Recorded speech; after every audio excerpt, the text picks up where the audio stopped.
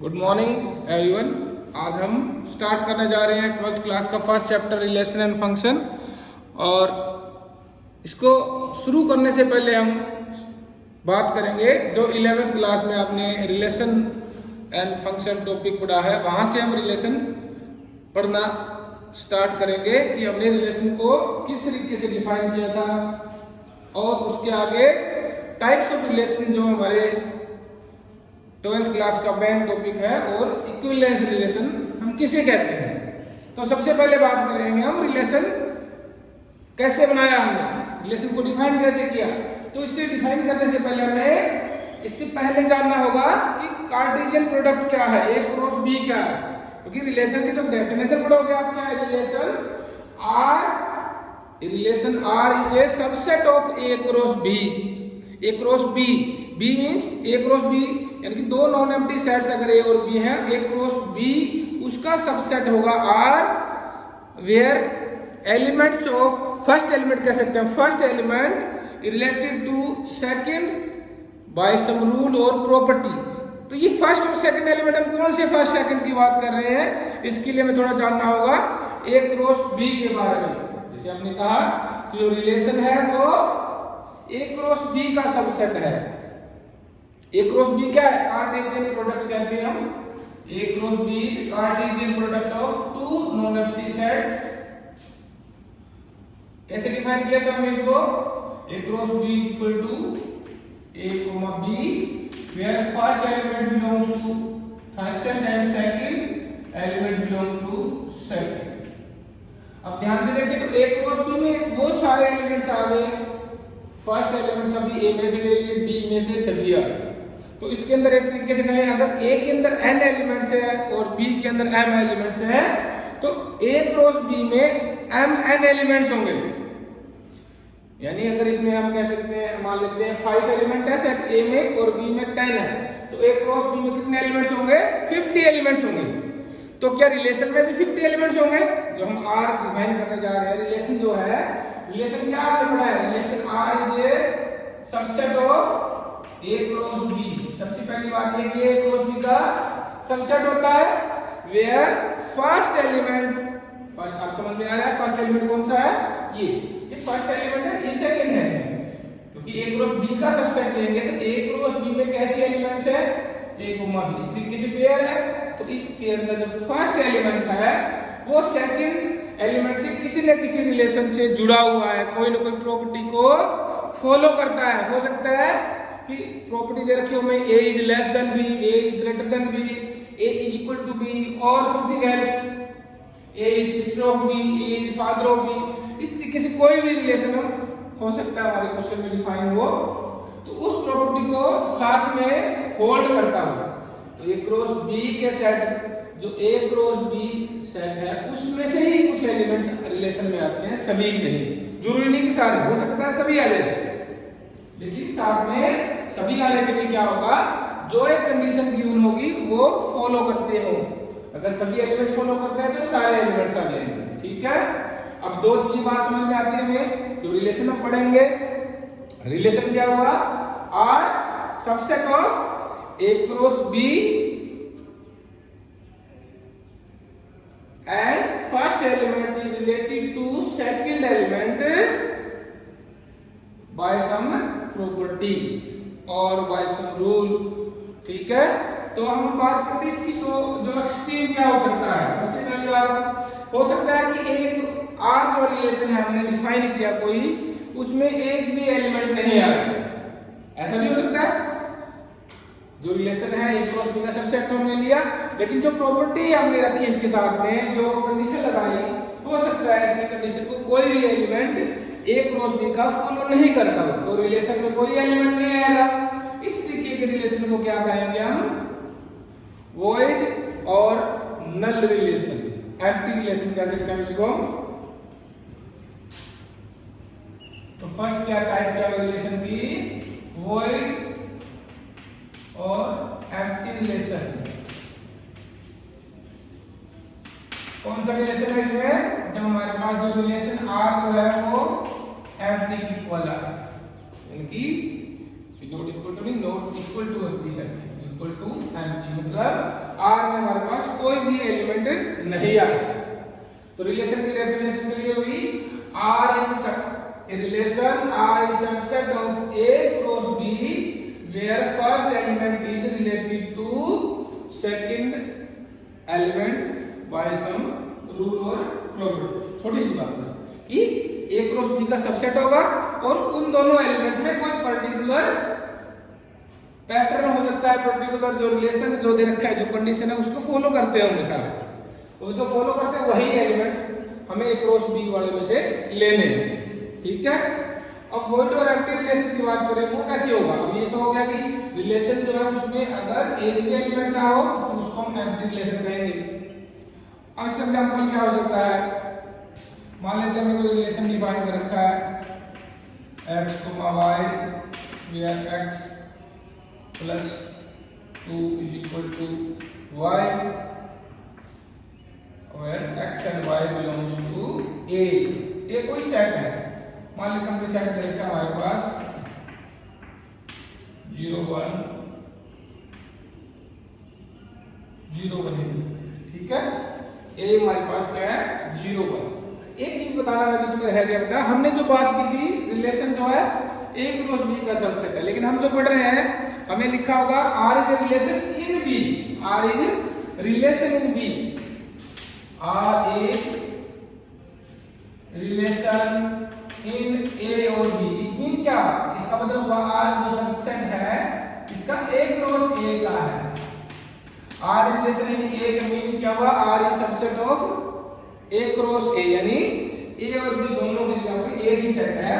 तब हमें ए क्रॉस ए का सबसेट लिखने की जरूरत नहीं है, डायरेक्ट लिखा जाएगा R relation in A. Same ऐसे एग्जांपल मैं दे रहा हूं आपको, a is equal to 0 1। अब सबसे पहले a क्रॉस a का सबसेट होना चाहिए। अब यहाँ आपको पहले बात करते हैं a क्रॉस a क्या होगा। a क्रॉस a क्या होगा 0 0 0 1 1 0 एंड 1 1। ये चार एलिमेंट्स हो गए a क्रॉस a में।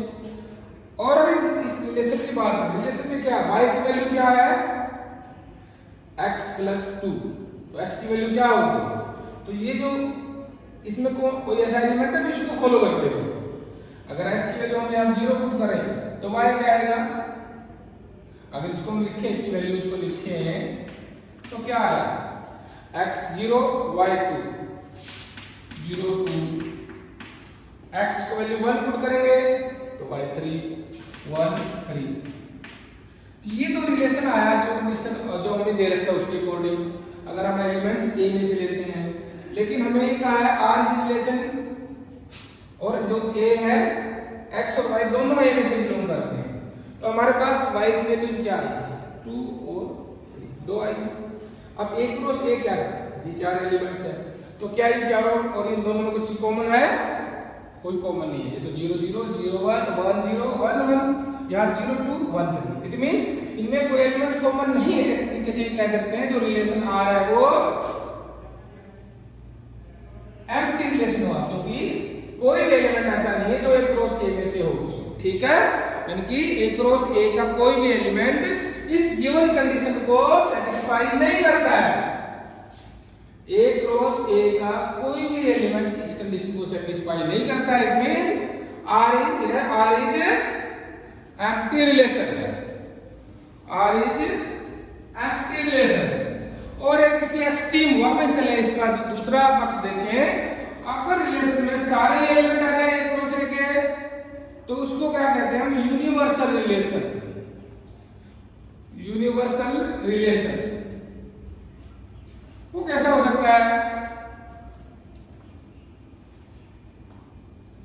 अगर इसी रिलेशन को किसी और तरीके से डिफाइन करें तो वो हो जाएगा हमारा दूसरा जो पढ़ रहे हैं आगे बात करेंगे यूनिवर्सल रिलेशन।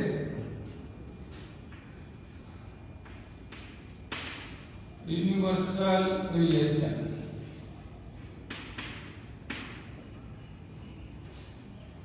हम जो ए सेट मान लेते हैं ए इक्वल टू एन, एन मान लेते हैं नेचुरल नंबर। एन क्या होता है, सेट ऑफ नेचुरल नंबर, ठीक है। और रिलेशन आर डिफाइन कर देंगे हम, x y belongs to N, और कंडीशन क्या लिखते हैं, y इज इक्वल टू, बस कंडीशन यही है कि एक्स वाई दोनों नेचुरल नंबर। तो ये तो कार्टेशियन प्रोडक्ट सारे आ जाएंगे।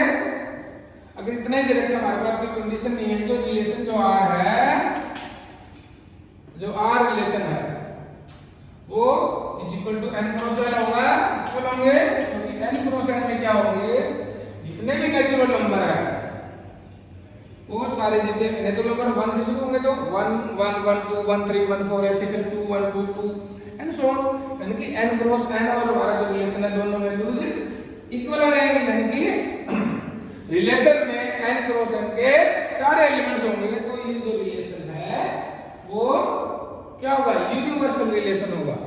और एग्जांपल हम इसका ले सकते हैं, मान लेते हैं कि एक स्पेस हैविंग पैरेलल लाइंस, अगर पैरेलल लाइंस ले हम सारी पैरेलल लाइंस ले लें किसी प्लेन के अंदर और रिलेशन डिफाइन कर दें, L1 L2 पैरेलल है, तो सारी पैरेलल लाइंस जो है उस रिलेशन में भी होगी और हमारा सेट में भी होगी। इसे हम मान लेते हैं, ये सेट मान लिया, A is equal to set of all parallel lines in a plane, किसी पर्टिकुलर प्लेन के अंदर पैरेलल लाइंस है, उस सेट को A का। तो R में क्या लिया, रिलेशन हमने लिया वेयर L1 L2, ये दोनों क्या लाइन के लिए नाम लिखा हमने, L1 L2, where L1 is parallel L2, L1 L2 belongs to A। अब हम बात करें कि A में से दो लाइन लिए होंगे, एक तो सेट ऑफ पैरेलल लाइंस है, एक तरीके से A में भी लाइंस है, और रिलेशन में डिफाइन क्या किया है, कंडीशन क्या रखी है कि दोनों पैरेलल होने चाहिए। तो L1 L2 दोनों A में से है, तो ये आपस में क्या होंगे, पैरेलल है। कोई भी दो एलिमेंट हम A में से लेंगे, इसमें से लेंगे, आपस में पैरेलल ही होंगी। तो मींस क्या हुआ, यहाँ पर जो रिलेशन है वो यूनिवर्सल रिलेशन है, क्योंकि इस R में जो भी एलिमेंट्स आएंगे वो इक्वल रहेंगे A क्रॉस A के, ठीक है।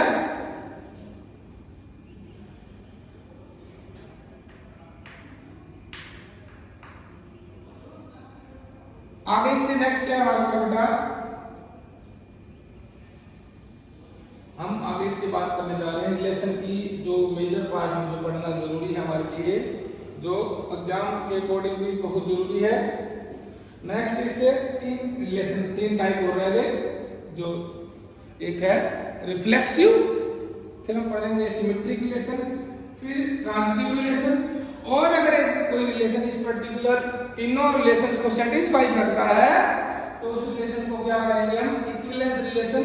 तो इक्विवेलेंस रिलेशन प्रूव करना आ सकता है एग्जाम में, और 1 और 2 मार्क्स में जैसे आते हैं कि कोई रिलेशन आपको गिवन होगा, आपको प्रूव करना है या चेक करना है कि रिलेशन सिमेट्रिक है, ट्रांजिटिव है या रिफ्लेक्सिव है, ये आपको चेक करना भी एग्जाम में आ सकता है। लेकिन आपको पता कैसे चलेगा कि कौन सा रिलेशन सिमेट्रिक है, कौन सा रिफ्लेक्सिव होता है, कौन सा ट्रांजिटिव है, ठीक है। तो सबसे पहले हम बात करते हैं रिफ्लेक्सिव रिलेशन। रिफ्लेक्सिव रिलेशन कौन सा होगा, रिफ्लेक्सिव रिलेशन।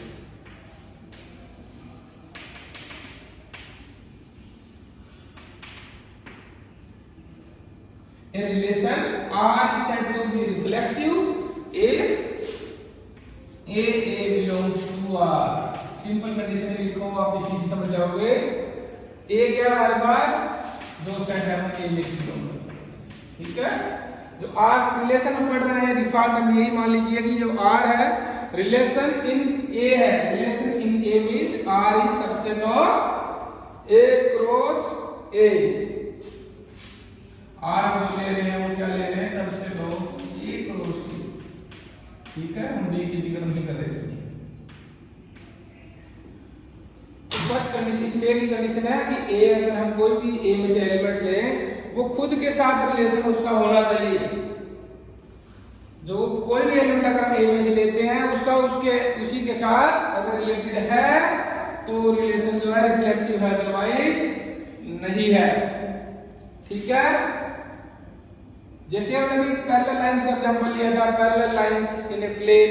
अगर हम कोई भी लाइन लेते हैं उस प्लेन में से, तो वो लाइन उस खुद के साथ पैरेलल होगी। Any line is parallel with self, हम कह सकते हैं उसको। तो यानी कि जो वो रिलेशन होगा L1 L2 L1 parallel to L2, ये एक रिफ्लेक्सिव रिलेशन का एग्जांपल है। ठीक है, और अगर हम कोई और एग्जांपल है इस तरीके से ले लेंगे, हमारे पास है 1 1 1 2 1 3 1 2 3 1 3 2 3। ये तरीके से अगर हमें ये रिलेशन दे रखा है इस तरीके से, तो हमें चेक करना होगा ये रिफ्लेक्सिव है या नहीं है। तो इसमें डिफरेंट एलिमेंट कौन कौन से हैं? 1 2 3 है, 3 एलिमेंट डिफरेंट है। तो 1 1 है, इसमें 2 2 भी है और 3 3 भी है। तो ये रिलेशन कौन सा हुआ? ये भी एक रिफ्लेक्सिव रिलेशन का एग्जांपल हुआ। सेकंड हमारे पास है सिमेट्रिक रिलेशन। जैसे नाम से ही सिमेट्री, लाइन ऑफ सिमेट्री हमने छोटी क्लास में पढ़ी है। सिमेट्री मींस दोनों तरफ से, अगर कोई एलिमेंट दूसरे से रिलेटेड है तो वो एलिमेंट भी उससे रिलेटेड होना चाहिए। यानी कि इसके लिए इंपॉर्टेंट चीज क्या है? If for A B belongs to A, की कोई दो एलिमेंट्स के लिए अगर ए बी आर में बिलोंग करते हैं, रिलेशन है, this implies B A also belongs to R, ये भी रिलेशन में होना चाहिए। इसको रीड करने का तरीका क्या है? ए रिलेटेड बी हो तो बी रिलेटेड ए होना चाहिए। नोटेशन ऐसे भी है, ए रिलेटेड बी अप्लाई करना चाहिए बी रिलेटेड ए।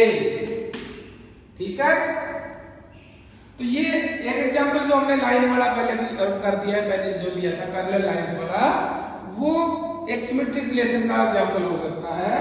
क्योंकि अगर हम लेते हैं L1 L2 belongs to that set, तो L1 पैरेलल L2 इंप्लाई करेगी कि L2 पैरेलल L1 होगा। क्योंकि अगर L1 लाइन L2 के पैरेलल है, इसी चीज को हम दूसरे तरीके से कह सकते हैं कि L2 L1 के पैरेलल भी है। तो इस ऐसे रिलेशन को हम कह सकते हैं वो सिमेट्रिक रिलेशन है। तो क्या ऊपर वाला सिमेट्रिक है? देखिए एग्जांपल, इसमें देखो 1 1 2 2 2 3 3 इनको देखने की जरूरत नहीं है। ठीक है, ये तो वाइस वर्सा ट्रू होगा ही।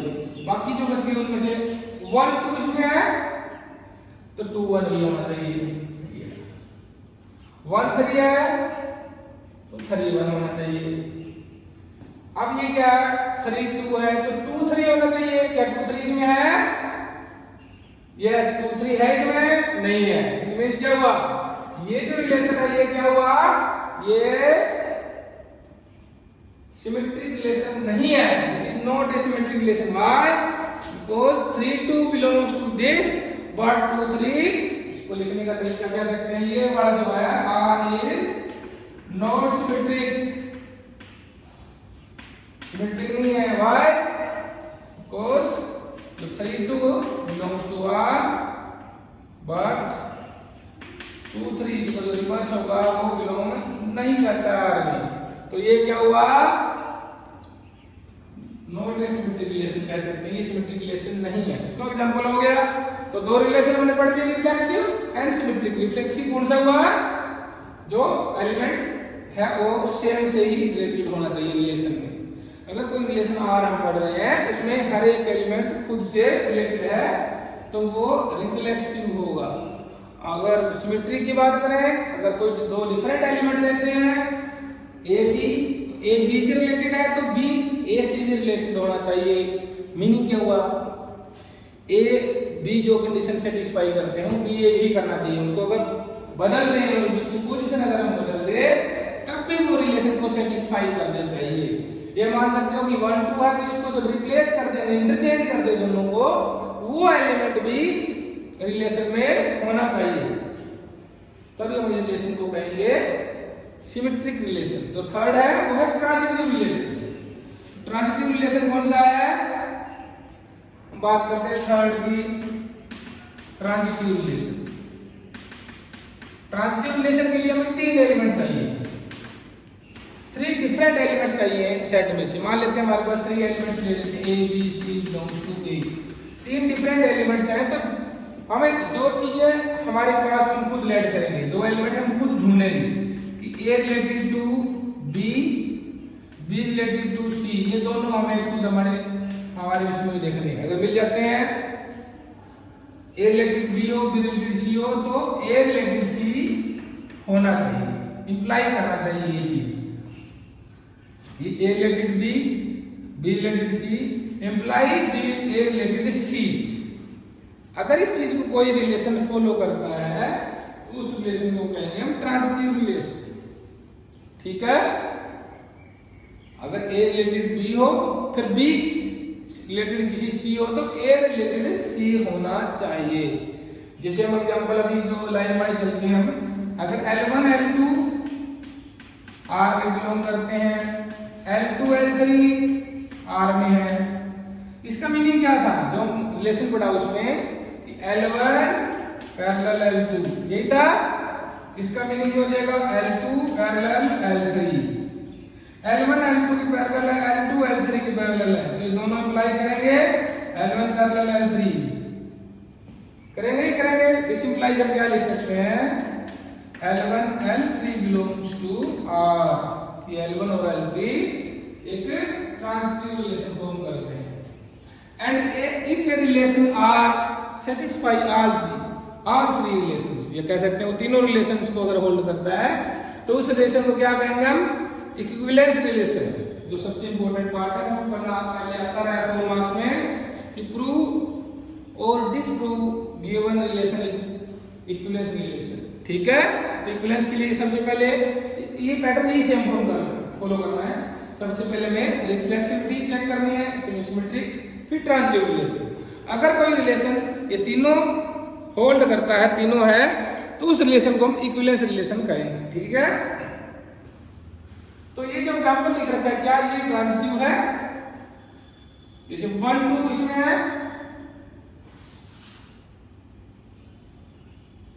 2 2 है, 1 2 है, 1 3 है, 3 2 है, तो 1 2 भी है इसमें। इस तरीके से आप चेक कर सकते हो कि कोई भी रिलेशन ट्रांजिटिव है या नहीं। एक एग्जांपल और लेते हैं छोटा सा भी, वहां आप चेक करके बता रहा कि ये क्या रिलेशन है। ये तीन प्रॉपर्टी चेक करनी है आपको कि ये सिमेट्रिक है, रिफ्लेक्सिव है और ट्रांजिटिव है। जैसे हम कोई रिलेशन लिखते हैं,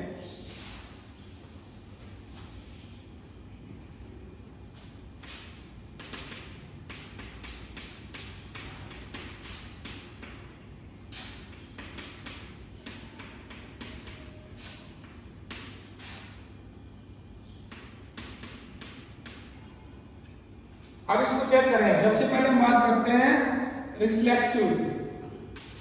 क्या ये रिफ्लेक्सिव है? रिफ्लेक्सिव के लिए क्या कंडीशन दी, जो डिफरेंट एलिमेंट्स इसमें ए के जो एलिमेंट्स है वो ए बिलोंग्स टू आर होना चाहिए। अब इसलिए किसी ए सेट का सबसेट है 1 2 3, 3 डिफरेंट एलिमेंट्स है, तो ए के अंदर क्या एलिमेंट होंगे, 1 2 3 होंगे, यानी कि 1 1 2 2 और 3 3 इसमें होने चाहिए।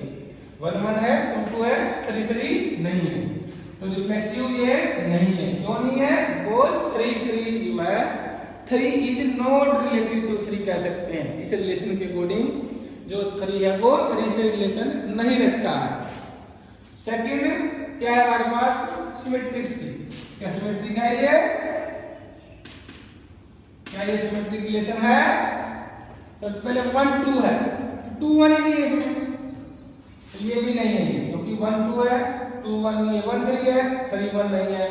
तो इस तरीके से रिलेशन जो है सिमेट्रिक भी नहीं है। ठीक है, उसके बाद तीसरा क्या बच गया हमारे पास, ट्रांजिटिव। ट्रांजिटिव रिलेशन कौन सा होता है? जब A related B related C imply करे A रिलेटेड C।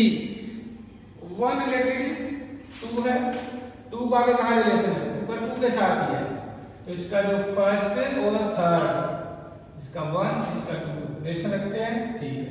दूसरा चेक करें, वन थ्री है, ठीक है, आगे जो थ्री किसके साथ है, वन के साथ, थ्री वन के साथ है, तो वन वन के साथ है, बिल्कुल ऐसे ये भी है, तो ये एक तरीके से ये ट्रांजिटिव है, लेकिन ये ट्रांजिटिव रिलेशन है, ठीक है ये ट्रांजिटिव रिलेशन। नो, इसमें एक कंडीशन और देखिए, ध्यान से देखोगे तो आपको मिलेगा, ये देखो, अगर ये कहें थ्री रिलेटेड वन है, ये वन थ्री है,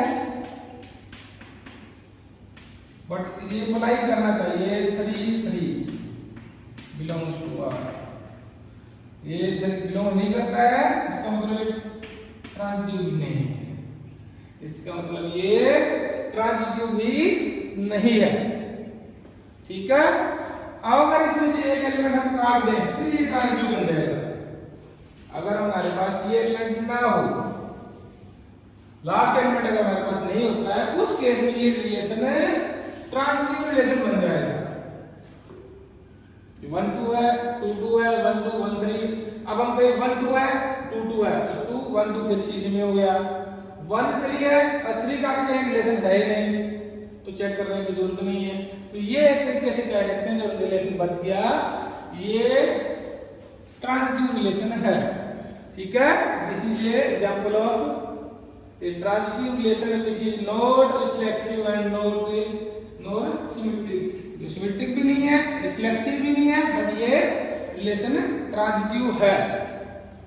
तो आप सबसे पहले इसके रिलेशन के कुछ क्वेश्चंस आप करके देखिए, फिर नेक्स्ट वीडियो में मैं आपको कुछ एग्जांपल्स और कराऊंगा इसी रिलेशन के, इन्हीं के दिनों के, कि किस तरीके से किसी एक पर्टिकुलर को हम रिलेशन को प्रूव कर सकते हैं कि वो इक्विवेलेंस रिलेशन है, और कुछ एग्जांपल्स हम नेक्स्ट वीडियो में करेंगे जब हमें प्रूव करना होगा कि show this is a not a transitive relation, not a reflexive etcetera, वो नेक्स्ट वीडियो में डिस्कस करेंगे। आज आपका इंट्रोडक्शन पार्ट हुआ और इस बेस पे आप कुछ क्वेश्चंस कर सकते हैं, वो करके देखिए। Thank you everyone.